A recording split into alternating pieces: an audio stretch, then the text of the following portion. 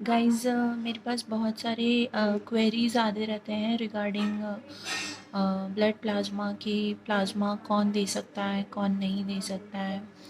And people are worried also कि हम अगर ब्लड प्लाज़्मा देंगे तो हमें कोई परेशानी तो नहीं होगी, या कोई ऐसी बीमारी जो हमें लग जाए, ऐसा बहुत सारे क्वेश्चंस होते हैं जो कि एक नॉर्मल आदमी पूछता है डोनेशन के पहले, या घबराया हुआ भी होता है कि मैं ब्लड डोनेट करूं या नहीं करूं।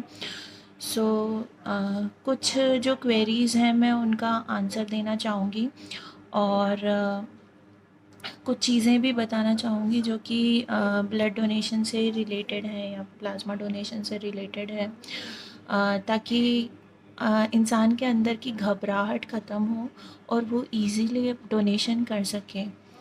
सो बिना वक्त ज़ाया करते हुए हम शुरू करते हैं। पहली बात कि कौन प्लाज्मा दे सकता है। जिनका वज़न 50 किलो से ऊपर है वो प्लाज्मा डोनेट कर सकते हैं। जिनकी उम्र 18 से 60 वर्ष के बीच है वो लोग बिल्कुल प्लाज्मा डोनेट कर सकते हैं। अ, तीसरी बात ये कि अगर आपको कोविड का इन्फेक्शन हुआ है और कोविड के इन्फेक्शन होने के बाद 14 दिनों में के अंदर आप अगर प्लाज्मा डोनेट करना चाहते हैं तो आपकी कोविड की रिपोर्ट, जो प्रेजेंट रिपोर्ट है, वो निगेटिव होनी चाहिए। और वो ज़रूर से डॉक्टर्स देखेंगे कि आपकी निगेटिव कोविड निगेटिव रिपोर्ट है या नहीं।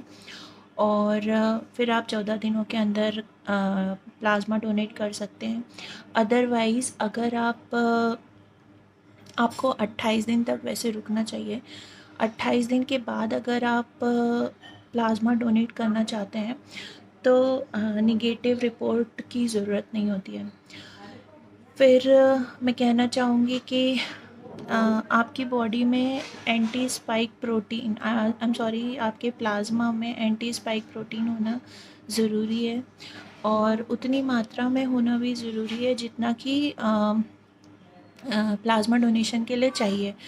तो अगर उसकी भी कमी होगी तो आप प्लाज्मा डोनेट नहीं कर सकते हैं। सो जिस भी डोनेशन सेंटर पे आप जा रहे हैं वहाँ पर वो ये जांच करते हैं। कुछ जांचें और होती हैं ताकि पता लग सके कि आपको कोई लॉन्ग टर्म बीमारी तो नहीं है, या आपसे क्वेश्चनेयर भराया जाता है, और कुछ टेस्ट तो खुद करते ही हैं for the safety of the other person. So ये होता है डोनेशन के लिए। दूसरी बात, कौन प्लाज्मा डोनेट नहीं कर सकता है। सो आपको अगर अभी ऑन गोइंग कोविड-19 इन्फेक्शन है, आप प्लाज्मा डोनेट नहीं कर सकते। अगर आपको फ़ीवर है, आप प्लाज्मा डोनेट नहीं कर सकते। कोई लंबे समय से चलने वाली बीमारी हो, जो कि जिनको कि क्रॉनिक डिसीज़ में लिया जाता है, और आप उनकी मेडिकेशंस पे हो, तो आप प्लाज्मा डोनेट नहीं कर सकते हैं।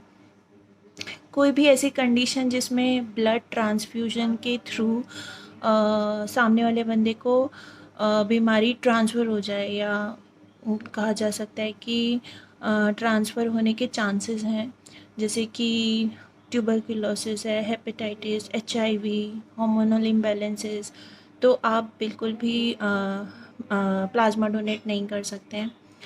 फिर जिनका हीमोग्लोबिन लेवल बहुत ज़्यादा कम है वो भी प्लाज्मा डोनेट नहीं कर सकते हैं। जिनका आयरन लेवल कम है वो भी नहीं कर सकते हैं। प्रेग्नेंट लेडीज़ बिल्कुल भी प्लाज्मा डोनेट नहीं कर सकती हैं।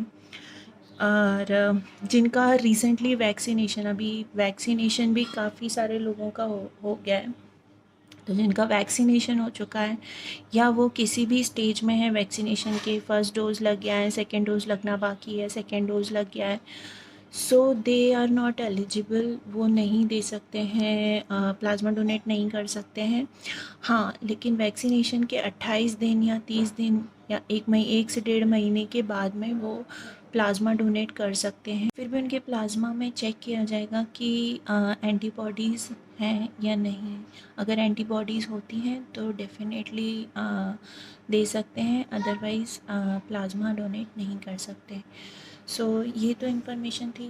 अब कुछ बातें और ऐड करना चाहूँगी कि बिल्कुल भी घबराइए मत।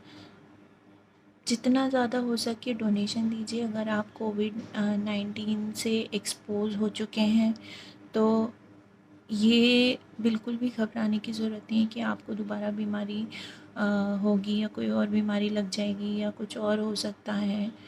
ऐसा कुछ भी नहीं होगा। सारी सेफ्टी के साथ में आपका प्लाज़्मा निकाला जाता है। सो बिल्कुल भी घबराने की बात नहीं है। इससे आगे 2 से 3 लोगों की आप हेल्प कर सकते हैं, उनकी जान भी बच सकती है। So please go and donate plasma, I request you. And अपना ध्यान रखिए, घर में रहिए, सुरक्षित रहिए। Thank you.